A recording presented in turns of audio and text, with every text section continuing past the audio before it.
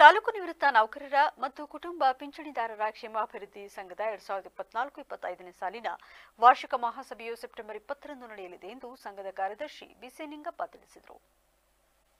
ಅರಕಲಗೂಡು ಪಟ್ಟಣದ ಶಿಕ್ಷಕರ ಭವನದಲ್ಲಿ ಬೆಳಗ್ಗೆ 10:30ಕ್ಕೆ ಸಂಘದ ಅಧ್ಯಕ್ಷ ಎ ಈರೇಗೌಡ ಅವರ ಅಧ್ಯಕ್ಷತೆಯಲ್ಲಿ ನಡೆಯುವ ಸಭೆಯನ್ನು ಶಾಸಕ ಎ ಮಂಜು ಉದ್ಘಾಟಿಸಿದರು. Tahsildar KC Soumya, BEO KP Narayan, PSI CR Kavya, ಜಿಲ್ಲಾ ನಿವೃತ್ತ ನೌಕರರ ಸಂಘದ ಅಧ್ಯಕ್ಷ ಎಸ್ ಬೋರೇಗೌಡ, ತಾಲೂಕು ಸರ್ಕಾರಿ ನೌಕರರ ಸಂಘದ ಅಧ್ಯಕ್ಷ ಪುಟ್ಟರಾಜು, ಸರ್ಕಾರಿ ನಿವೃತ್ತ ನೌಕರರ ಸಂಘದ ಕೊಣನೂರು ಘಟಕದ ಅಧ್ಯಕ್ಷ ಅಣ್ಣೇಗೌಡ ಪಾಲ್ಗೊಳ್ಳುವರು ಎಂದು ಗುರುವಾರ ಪತ್ರಿಕಾಗೋಷ್ಠಿಯಲ್ಲಿ ತಿಳಿಸಿದರು. ಕಾರ್ಯಕ್ರಮದಲ್ಲಿ ಎಸ್ಎಸ್ಎಲ್ಸಿ ಮತ್ತು ದ್ವಿತೀಯ ಪಿಯುಸಿ ಪರೀಕ್ಷೆಯಲ್ಲಿ ತಾಲೂಕು ಮಟ್ಟದಲ್ಲಿ ಪ್ರಥಮ ಮತ್ತು ದ್ವಿತೀಯ ಸ್ಥಾನ ಪಡೆದ ವಿದ್ಯಾರ್ಥಿಗಳಿಗೆ ಪ್ರತಿಭಾ ಪುರಸ್ಕಾರ, 80 ವರ್ಷ ಮೇಲ್ಪಟ್ಟ ಹಿರಿಯ ನಿವೃತ್ತ ನೌಕರರಿಗೆ ಮತ್ತು ಸಂಘಕ್ಕೆ ನಿವೇಶನ ಕೊಳ್ಳಲು ಧನ ಸಹಾಯ ನೀಡಿದ ದಾನಿಗಳನ್ನು ಸನ್ಮಾನಿಸಲಾಗುವುದು. ಎಲ್ಲ ನಿವೃತ್ತ ನೌಕರರು ಸದಸ್ಯರಾಗುವ ಮೂಲಕ ಸಂಘವನ್ನು ಬಲಪಡಿಸುವಂತೆ ಕೋರಿದರು. ಉದ್ದೇಶ ಇಷ್ಟೇನೆ, ನಮ್ಮ ತಾಲೂಕಿನಲ್ಲಿ ಅತಿ ಹೆಚ್ಚು ಅಂಕಗಳನ್ನು ಗಳಿಸಿರ್ತಕ್ಕಂಥ ಎಸ್ಎಸ್ಎಲ್ಸಿ ಮತ್ತು ಪಿಯುಸಿಯಲ್ಲಿ ಪ್ರಥಮ ಮತ್ತು ದ್ವಿತೀಯ ಈ ಎರಡು ಸ್ಥಾನಗಳಿಗೆ ನಮ್ಮ ಸಂಘದ ವತಿಯಿಂದ ಅವರಿಗೆ ಸನ್ಮಾನವನ್ನು ಇಟ್ಟುಕೊಂಡಿದ್ದೇವೆ.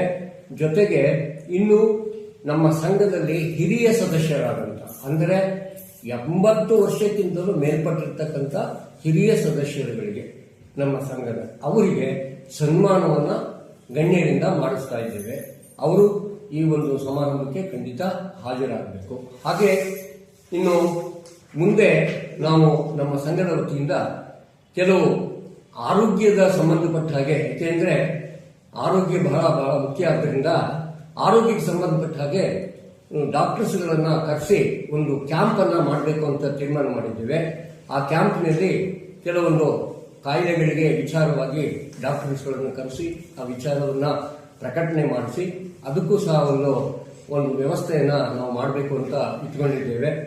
ಜೊತೆಗೆ ಈ ಒಂದು ಸಂದರ್ಭದಲ್ಲಿ ನಾನು ಎಲ್ಲ ನಿವೃತ್ತಿ ಹಾಗೂ ನಾವು ಈ ಹಿಂದೆ ಸಿಎ ಸೈಟ್ ಅನ್ನ ತಗೊಂಡಿದ್ದೇವೆ ಸಂಘಕ್ಕೋಸ್ಕರ, ಸಂಘದ ಕಟ್ಟಡವನ್ನು ಮಾಡಲಿಕ್ಕೋಸ್ಕರವ ಪಟ್ಟಣ ಪಂಚಾಯಿತಿಯಿಂದ ಸರ್ಕಾರದಿಂದ ಅನುಮೋದನೆ ಪಡೆದುಕೊಂಡು ಒಂದು ನಿವೇಶನವನ್ನು ತಗೊಂಡಿದ್ದೇವೆ.